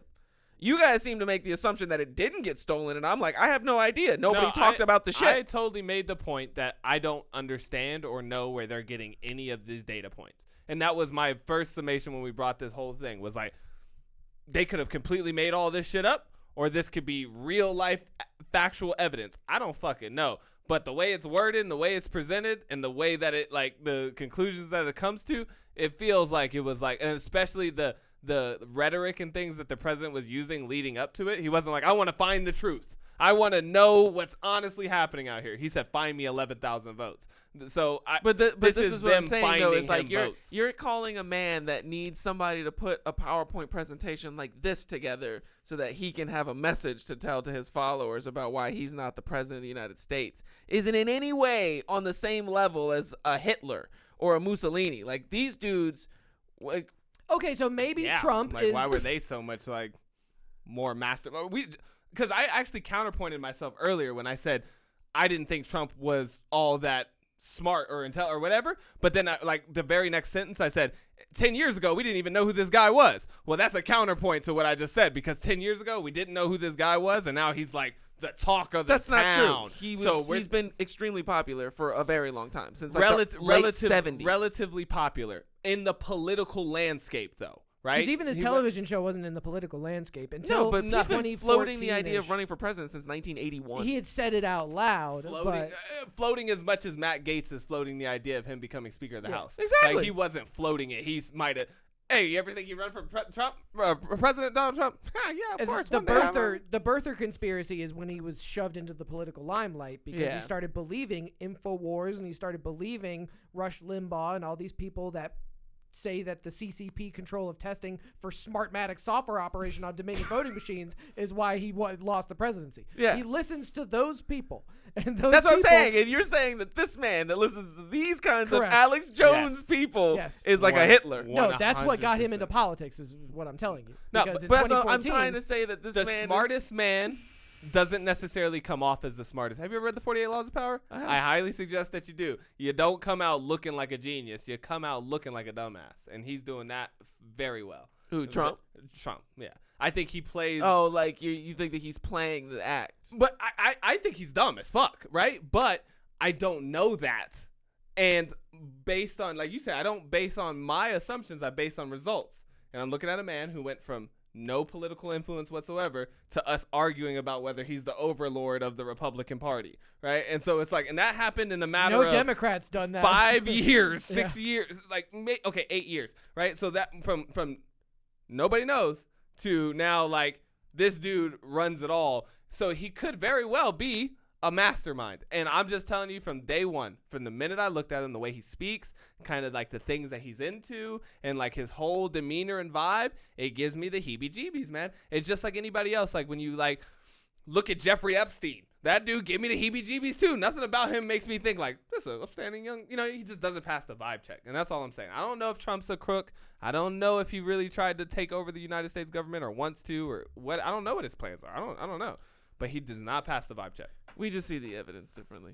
Yeah, like the way that you see some of these situations, I just don't see them like that. I understand that, and some people, and a lot of people don't. You know what I mean? Like I said, there's a whole slew of people. That's why I came here today to kind of lay out the links in the chain hypothesis, which was leading up from the presidential election until January 6th. He tested the cage until he could find a way, because he really wanted to remain president, and his literal last stand was to tell the people to be strong and march down to the Capitol, and even that didn't work. And so now you still think he's plotting? Because see, I thought, and now, of course he's still plotting. I know, I get what you're saying. For me, I thought it was like he's a plotter. I thought it was like a lose a battle, win the war type situation. You know what I mean? Like, I don't think, like you said, he was never gonna come out and be like, I got bested or anything like that. But I don't see why you would go through all this to get your extra little 2 years. When you got another chance at it, it's coming up. You're not out of the game yet. No, he's failing. Yeah. He failed at the coup, so now his next opportunity could be in 2024 when it's time to reelect, because you're still eligible to be president. Now, at the end, like if we were at the end of his second term and he had no other route to the presidency after that, I would buy into this like 1,000 times more. If you think that he's such like this diabolical guy, like that's like the idea that you believe that he's a diabolical Hitlerian guy and that he would be, I think that it's more likely that kind of a person would pull off this kind of a move. I'm going to get myself put into the House of Representative Speaker, and then make all these 3D chess moves to get back. That is potentially Hitlerian. Like I would see that happening much more. Then I remove my potential statement, because right now I'm saying he had when I saw him, he looked like the most likely. Right? It's like kind of like when you get voted most likely to succeed. Doesn't mean you're succeeding. He's most likely to be Hitler. You know what I mean? Like, he was most likely to be Hitler. That's what I was saying. Like, when I looked at Obama, even Bush ended up being corrupt as fuck. Yeah. But I never thought for a second this dude is going to try and take over the world. Or but use Trump, the National Guard to declare a national emergency and get Mike Pence to declare that the vote was fraud. You used to make the joke about how I didn't like that dude being in control of the button. And, like, I don't. Yeah, but but hold on. Angsty. I don't like angst in my president. But you bring up the whole idea of like the election fraud thing, but you're saying it as if it was like a negative thing. Like if Mike Pence had done the thing that Trump wanted him to do, which is like question the validity of the election, and then we came to find out that the election was fraudulent, wouldn't you prefer that to then being correct. Like, no, I'd rather have the other guy in because I don't like Trump, so I'm just going to overlook the election fraud thing. So this is a great argument, because what you're saying is I am taking for granted whether or not this was a free and fair election, right? I'm working under the assumption that it was. Right. Now, this is just as simple as like, okay, Trump is one of those guys that when he gets control of something, he creates his own facts. Agree or disagree? Agree. I agree with that. Okay. So if Trump was in power, he would create his own facts. These ones right here would be made into facts. And then we would say, yeah, of course, thank God. Thank God Trump stopped everything, because these Chinese Dominion machines. Explanation. Do you see what I'm saying though? Is like I see what you're saying, but my whole point is that point is that we had the opportunity to prove it once and for all. Like, and as someone who respects the system and everything, like I would expect you to have more want and desire to see it go through the system to actually be adjudicated on. So this is I agree to an extent. In the case of Ruby Freeman, which the most touted case of look at this woman committing this fraud, FBI comes in, the State Bureau comes in, everybody reviews the tape, talks to Ms. Freeman, talks to everyone who was in the room, gets the CCTV footage, releases it to the public. Everything's fine. Hunky-dory, lady. You didn't do anything wrong. And you got to ask the question. And now you trust the FBI? No, I'm just saying I'm saying that when all the eyes look at it, because we got the CCTV footage. I got when everybody agrees that Ruby Freeman did not stuff the ballots. I don't think she did. And our president says her name 17 times and declares that she did stuff the ballots leading up to the insurrection. Yes, I think that he's up to some fuck shit. And why did I think it was a coup attempt, and I don't believe in the election fraud stuff, because when you hang your hat on this woman did this illegal thing and we can blatantly see that she didn't, where's your hat hanging now? Oh, well, it's hanging on Dominion voting machines. What else? Mail it. They were all fraudulent. How many more? How many? Give me more. Che Guevara's haunting me. Venezuela, China, Italy. They're the ones who did it from a satellite. And you gotta ask yourself, like, how come Pence didn't buy in? Yeah, exactly. Why didn't Pence saw this? Bring this to Pence. 100% Pence saw this. That would have been political suicide. Right. It's like, because he knew too, like, oh no, man, this is a stretch. My guy. Came damn close to getting hung by the fucking January 6th insurrection. But this is my thing. Like, I see this exact same scenario kind of happening right now with Fauci and the COVID stuff. You know what I mean? And like the whole lab leak and everything. Because I'm like, if it really came from a lab, that's a huge scandal. And like, we all lean more towards, I think that we all lean more towards the idea that it did come from a lab. So we're open to that line of questioning. But it's just like, What do they think's gonna happen? Well, oh, it came from China. Everybody, get your gun. We're going to China. But like to keep but again, like, but this is what I'm saying though. It's like I'd like to know for sure. You know, like that would give me some closure about it. Where, like, because you can't explore every hypothesis on the planet. And this is what John was saying earlier. Right? Yeah, I feel that. Like, how come they're not investigating whether or not aliens are real? Like, you know what I mean? Like, there's a million ideas that we could investigate and adjudicate and spend our tax dollars on, like, investigating and figuring out the answer to. But I think, you know, because I like the idea that everybody just swept it under the rug. Like, when he came out and was like, the election's being frauded, I have this evidence. I don't think everybody just turned, nope, we don't want to see we don't want to see your evidence. Nah, anything you have to say? No, Rudy Giuliani and that lady went all over the country. No. I'm not saying that they presented like good evidence. And it was like the Fall of the Cabal documentary where they watched and they got through about 3 episodes. And after a while, they were like, "I can't." Oh, so lizard people? Yeah. Once I read, when I read Venezuela, I SpongeBob memed immediately. I read Venezuela and I said, "All right, I'm gonna head out." Yeah, dude, that press conference. I remember watching that press conference when that lady stood up there and she started talking. And at first I was like, okay, this lady sounds super professional and everything. And then like, I was like, okay, now she's talking about the machines, the voting machines. Oh, she's talking about Venezuela. Che Guevara? Wait, what's happening? Italy? And then it starts cutting to Rudy Giuliani and he's sweating makeup off of it. It's like, I was like, death nail. It looks like Rudy Giuliani's never heard this woman say any of these things before until just now at this press conference. Like, what's happening? And then immediately I was like, I don't believe anything. That's why I don't believe in the election fraud. No. Not because I don't believe in the election fraud either. I just feel like it wasn't looked at well. Like I feel like they looked at the election fraud thing in the same way that they looked at the COVID came from the Wuhan lab thing, which was that Trump said it, so we're not fucking with it, regardless of whether or not. And it's different now that the Trump thing, like Trump's out, and now COVID's like not all about Trump. So now we can talk about the lab leak thing. But the other one we still can't talk about because Trump might come back for that. That's true. No, and I bet you if Trump did come back in the other one, nobody be talking about lab leak shit. That's very true. They will suppress. I mean, they even suppressed COVID for as long as like Trump was in. They were like, don't get that vaccine.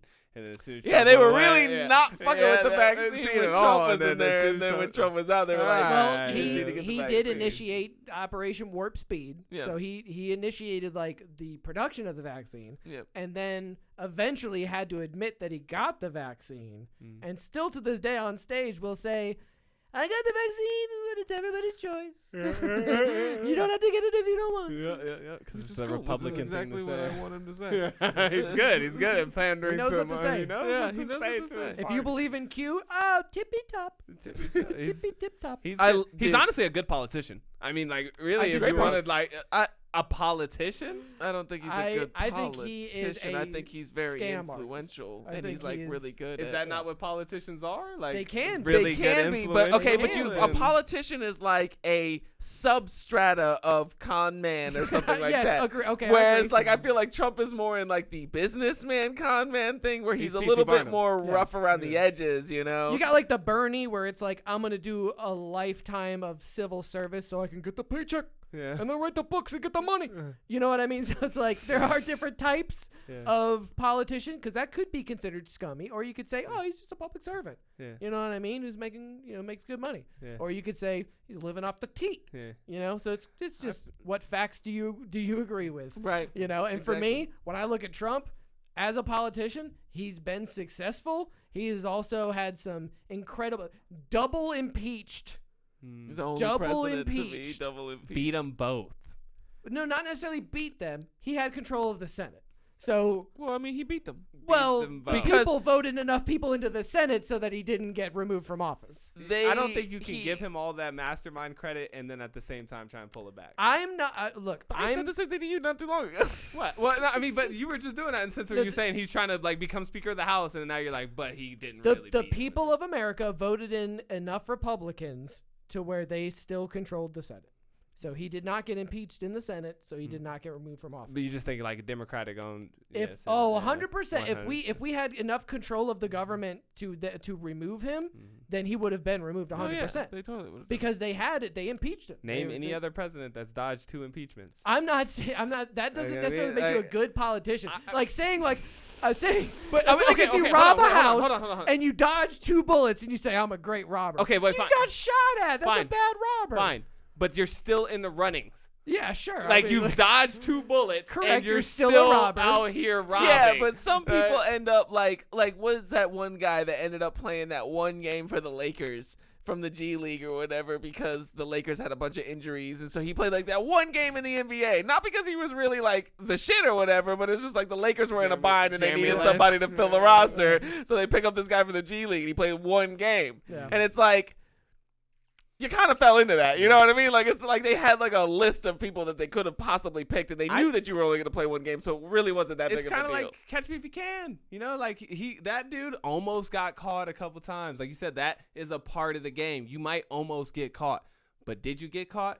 No, I fucking did. But it's an even bigger win if like nobody even ever comes close. But like and influence though, like we said, like a politician, just like a con man or anything, is based on your ability to influence somebody else. Yeah. Like he said, he says the right things to you to keep you on his side. Here we got Matt Gaetz, somebody who got left out in the cold, bro. I remember when he was like, Trump, and they talking shit, and he was like, can't help you, dog. And then this man's still out here being like, oh, I talk to Trump every day. He's my best friend. Yeah. That's some serious influence. Oh, yeah. I think that says more about Matt Gaetz than it says about... I think Matt Gaetz is just a bitch. Steve Bannon, I say he's a good politician. Matt Gaetz, any of these guys who are in Trump's orbit, all they had to do was go to One American News Network and say, hey, let me have a show on your network. I'm going to be pro-Trump. Sean Spicer has a show on One American News Network.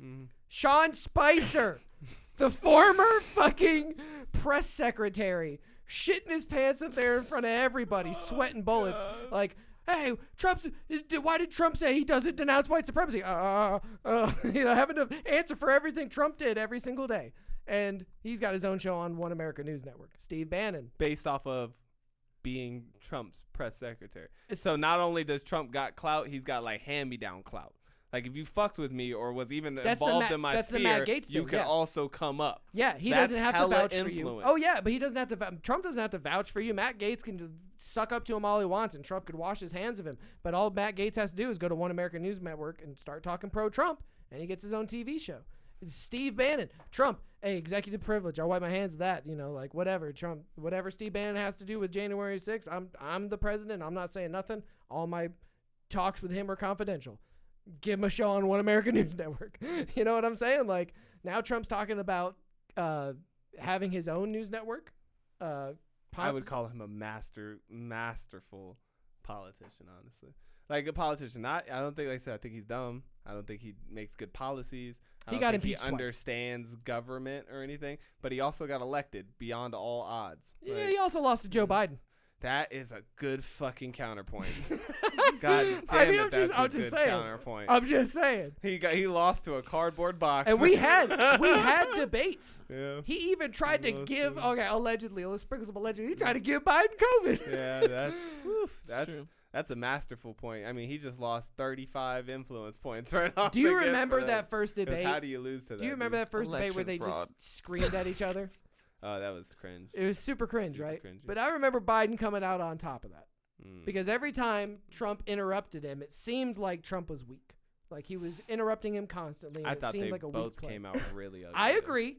I'm not saying I didn't see that, like any winners. I'm not it's saying kind of like Biden dunked on him. We won. We won the war. Like like nobody wins war, and that was just an ugly, brutal war. No, we won the war against Grenada. I just don't see how anybody wins.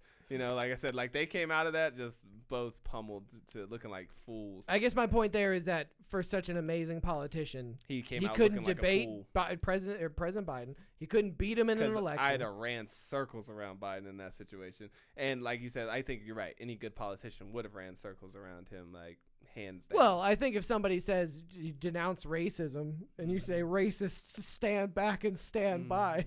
Yeah. I mean, that was one of the great faux pas, I think, of that election. Unless cycle. we're underestimating how racist the Republican Party actually is, because if he's like actually could have been a good move, yeah. If he's actually talking to his base, I don't really know. I usually take the other side of that argument. He might be so good of a politician that you can't even comprehend like how deep it goes. Two different groups see that as two different sets of facts and agree differently with them. Like, crazy. He might be so good that he's got evangelists and racists together, and some of them mix. They don't even know they agree. They just agree. I mean, but we did talk about we've never really seen a president garnish such respect, like that cult of personality shit that we talk about. Like, like nobody's ever really been able to do that. So well, nobody's ever held a rally on the day that their opponent's electoral votes are getting counted. And told the people to march down to the Capitol building and stop it. In a show of force. And they did. It was like the story. Like, okay, imagine now. And this is why I say. And they went a little bit further than he said too. And they did. I mean, but that's what I'm just pointing to the level of influence that he had. Because you really just tried to convince me. This is a whole podcast. You tried to convince me that he had so much influence over the party that he could get himself appointed to the House of Correct. the House of Speaker. Yes. And then usurp the VP and the POTUS Correct. to make his way all the way to the top. I mean, that takes a masterful level of influence to pull off. So if he does pull those things off, we're rehashing this whole conversation. This is why I firmly believe that he has the potentiality of Hitlerianism. Oh, 100%. Okay, this is why it's in his blood. Because it's epigenetics, right? Like that gene might not take hold, but because if we cycle it back, say 80, 90 years, and we look at what Hitler was doing after, he was jailed for a little bit of time, and then when he came out and really his Nazi movement gained steam, and he eventually took over the German government. In that period, let's say 1930, right? He had like the stormtroopers. He had the private people who became his private army, who went everywhere with him. And they were millions strong. When he rolled into Italy to see Mussolini for the first time, and Mussolini welcomed in Hitler and Hitler's army, essentially, when Hitler was not in charge of Germany, he was just Hitler. Yeah. He rolled in that bitch with like 2 million people on foot wearing crazy. like stormtrooper costumes. So if Trump had enough of a militia force, right, in America to where he had give him 250,000 stormtroopers on January 5th, January 6th. What do you think happens? Yeah, but he didn't.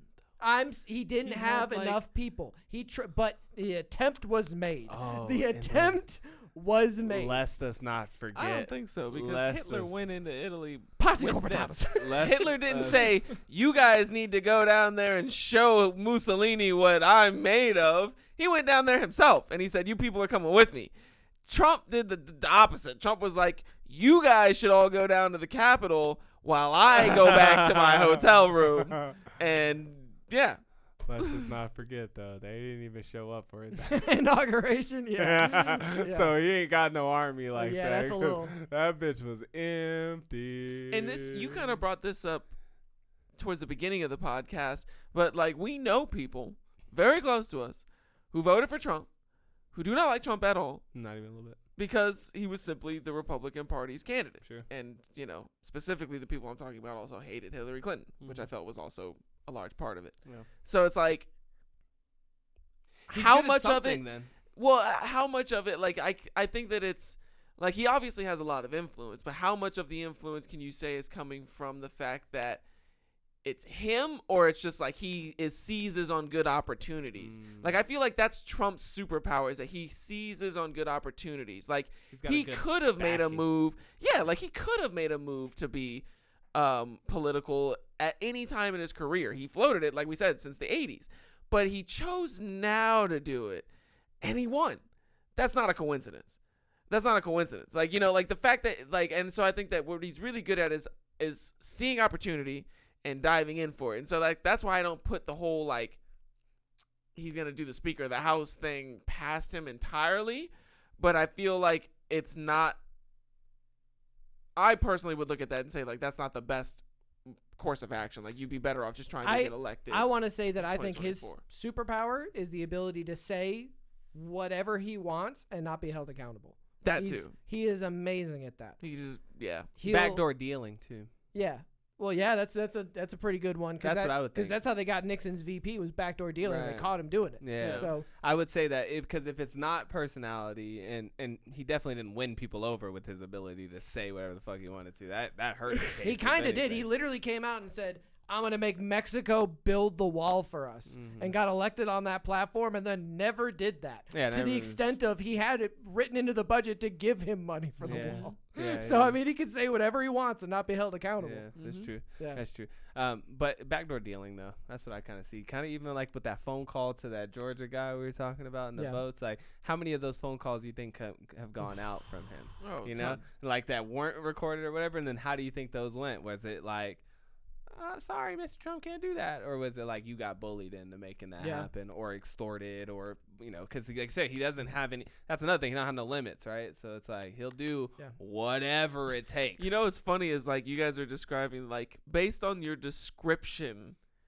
of someone who could be classified as a Hitlerian president, the only name that keeps sticking in my head is Abraham Lincoln. Because of how Abraham Lincoln wielded the power of the presidential office. It's like he did what you're talking about. Like the things that you think Trump could do, Abraham Lincoln did. Andrew Jackson, Trail of Tears. But no. The Trail of Tears, like he didn't really have, that was a partisan thing.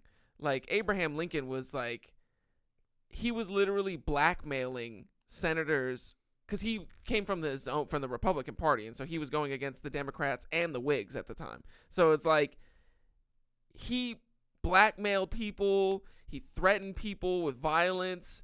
I mean, he was doing pretty much everything short of murdering other senators to do the Emancipation Proclamation, to do the Civil War, and a bunch of stuff that he did.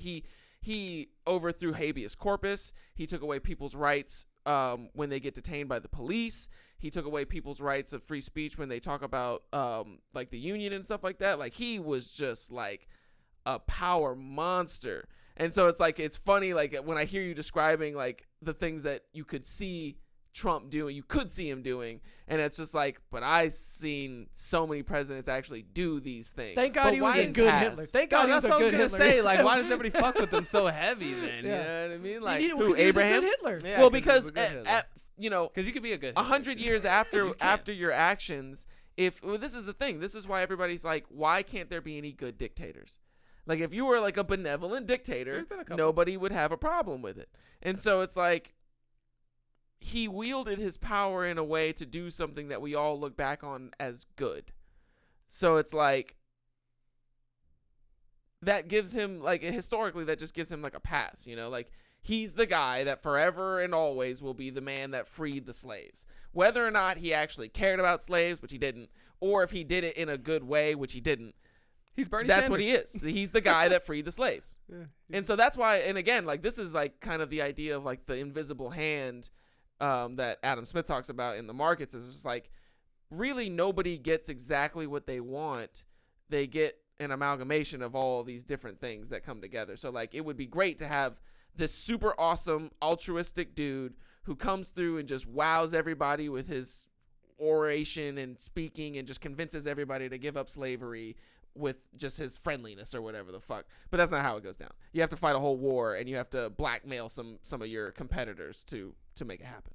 Like, that's just how history is. No, it's just, you know, sometimes you get a good Hitler, sometimes you get a bad Hitler. It's the way the cookie crumbles. And I think it really plays in the fact of like, are you bending that for others, or are you bending that for yourself? For yourself, yeah. Because when you look at Abraham Lincoln, like you said, maybe his interests were aligned. Like I said, I think it's like a Bernie kind of, like, you know, like his interests aligned with the good of the people, right? Like, it was beneficial to him as well. Yeah. But I don't think he was doing it for himself first, right? When I look at Trump and all the things that he tried to go through to bend the election, it wasn't for the good of the American people at all. He wasn't trying to like drain the swamp or do anything to like, you know, help us. He was trying to help Donald Trump.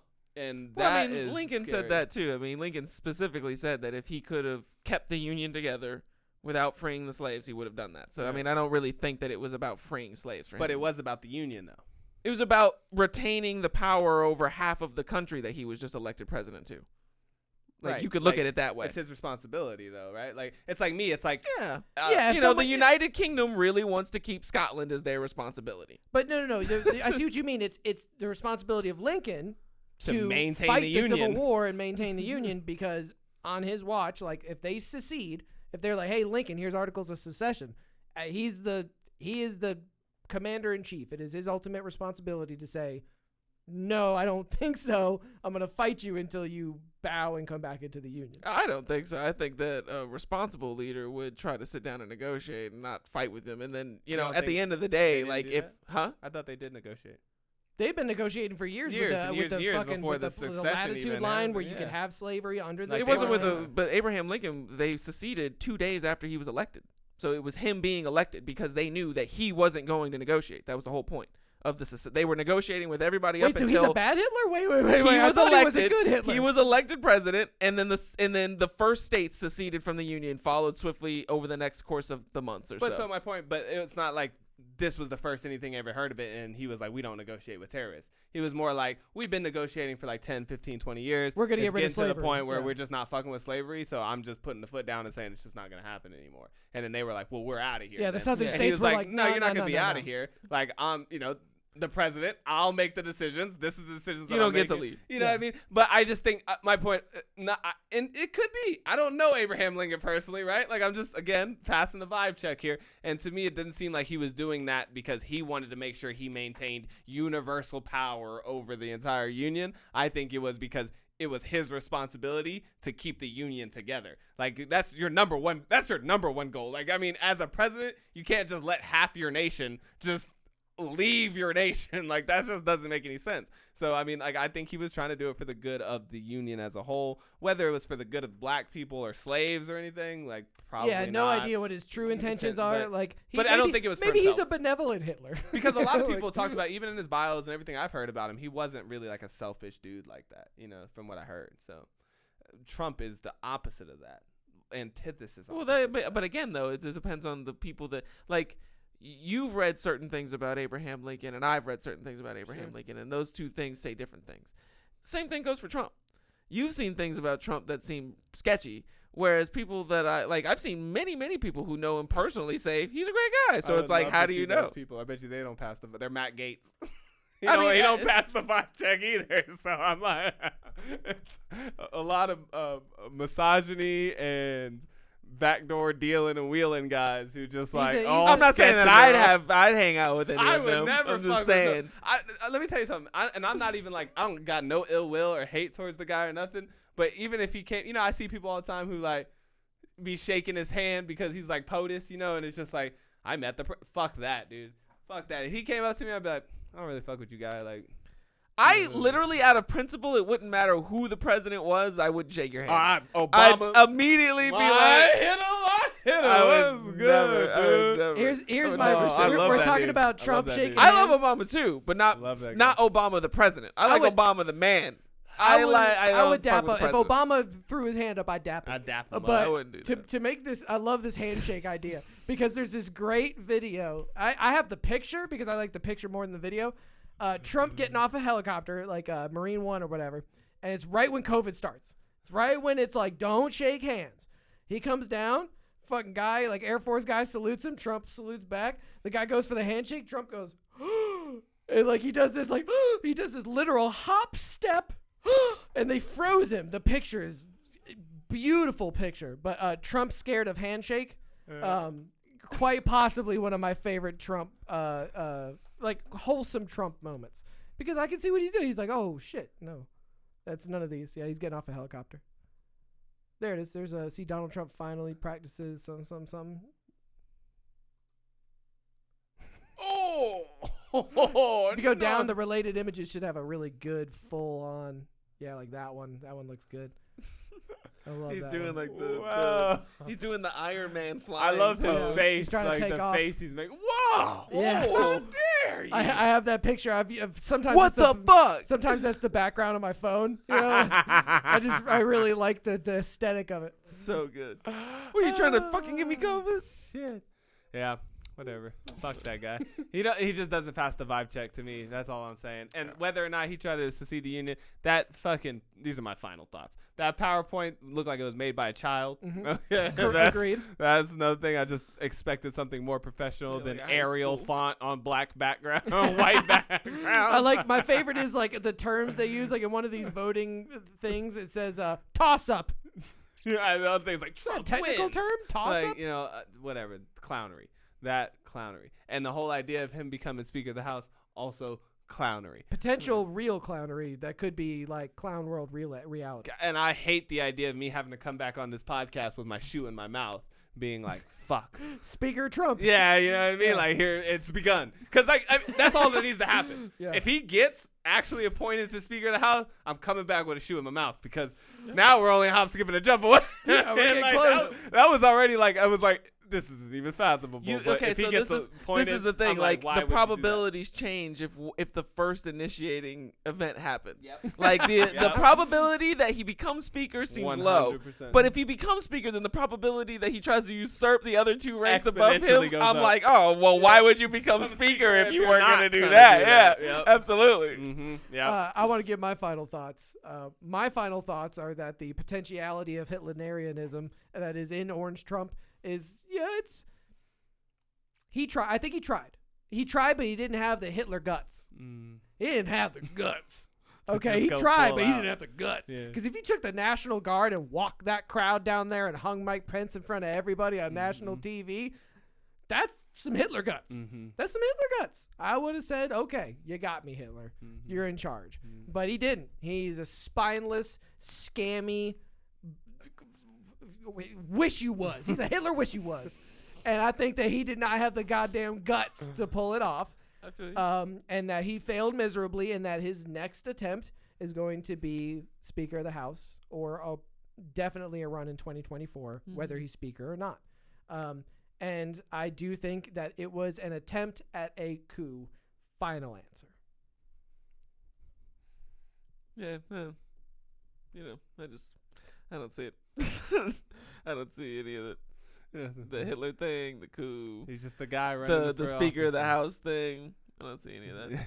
I don't see any of this. I don't see any adult person making this PowerPoint. This was turned in by his like an undergraduate aide or something. Yeah, the person who works directly for him to liaison between everyone else in his cabinet, his chief of staff, the most powerful. Of course, the chief of staff didn't make this, but the chief of staff turned it over in the documents that were related to the bullshit. Then why was Trump quoting all these numbers and saying all this shit in every single call? So Trump's seen it before. Of course. So what about that? You think his direct lackey, his chief of staff, let him see a PowerPoint that he did also not see? Yeah. You think that? Nah. No way. No fucking way on earth that the only smart people in the room, which are the people he appoints, did not show this to this man and know about it themselves. Now, you bring up a good point, though, or something I wanted to hit on before we go away. The investigation into this entire thing is taking forever. Steve Bannon isn't going to be in front of Congress probably ever, and if he does, it's going to be sometime in the summer. So we're not going to see any movement. You remember Hillary's emails and how it took forever and there was all these hearings? We're not even going to get the hearings anywhere near that amount. And they're going to, because the whole fight right now is whether or not they can put you in jail for refusing to testify. That's what we're going through right now. Because people are just saying, I will not testify to Congress about January 6th. Steve Bannon, Mark Meadows, everybody. They're suing and saying, I will not come out here and answer your questions. And refusing a subpoena? I mean, you're allowed to, I know that one of your rights is to be able to not say things that would tend to incriminate you. But that would be if a crime has been committed. That's one of the catch-22s here, is that some of these people are trying to plead the fifth or whatever, and they're like, oh, so a crime was committed? But they're being charged with a crime. No. They're being asked. They're being subpoenaed to come speak in front of the House. Congress just wants you to come and say something to them. Swear on a Bible and answer questions. I don't know why they just go talk then, because you got to swear on a Bible and answer questions. But you can just say fuck shit like, I don't want to answer that question. Well, now you're talking about when they ask you specific questions. Okay, but this is the point, though, is like if you can get rid of all, like you either say one time, I don't want to answer any of your questions, or you put yourself on national TV having to squirm around and say, oh, I don't want to answer that question. Because one's I don't illegal want to and ask one's this not. one. Like you said, No, if they summons it's not you, illegal to not go. Well, okay, that's it's what like they're currently fighting in the that's what court they're is trying to decide, a congressional subpoena. They whether or want to not make it illegal. Well, but it's not currently illegal to say I'm it's not kind of coming like if to you talk get called to for you. jury duty, like you can not go, Yeah. and it's cool. Yeah. But it's actually technically you can get in trouble for not going. the classic fight it in They the can courts. be upset about you. The classic fight it in the courts. That's Yeah. what Steve Bannon's doing. That's what everybody's doing. They're saying you're gonna have to force me in front of you Yeah. to put my hand on a Bible and swear, because that's what they don't want to do. Because if you put your hand on the Bible and then you swear, and they find out that you lied, or if you're just saying I don't remember anything, I don't remember. Well, that's the thing. How much are you allowed to dodge? But they find out later that you did know. What? then you're Yeah, stuck. exactly. If you say, "Oh, I don't know," and then they find in the documents that you know. All you do is you call up Fauci and you get the same guy that coached him before he went to go talk to Congress. So that way, you know, you can Anybody just who know. goes to talk Hey, to Fauci showed up. Fauci showed up. Like Fauci a showed up subpoena and he is all said, that's "Look." saying is you have to go. Fauci showed up and he told Rand Paul, "What you're describing is not the definition of gain of function research. We did do what you're saying, but that's not gain of function research." Yeah, double speak. Classic. Double speak, yeah. But that's what what I would do. To go yeah. double speak your way. Well, out of it. I personally, I would tell him to fuck off. I'd Yeah. be like, I'm but not coming to talk to you. hopefully by the summer we have information about where this document came from, who saw this document, what levels of the government were reading the Arial font. Yeah, I got to But throw once one more in again- real quick though, because we gave you a lot of concessions about this document. Would you give to me that this is possible that it came from 4chan? Oh, that it was like some a guy hoax? just like typed this up and was just like, see? I will say this, regardless of its origin, I think it was used in high levels of our government to justify actions on January 6th. Like you're 100% convinced that Trump has seen this document. I'm 100% convinced that people in his orbit that are helping him make decisions have definitely parroted claims that are made in this document. I think that's on the record. I think we can go back and find people all those actually people quoting Yeah, things. people have quoting said exact things numbers and from- things from this document. Okay. All right, I'll buy into that. That's true. Yep. All right, well, appreciate you guys hanging out with us today, and we'll go see you in the Spicy. next one. Yeah. Peace. Peace.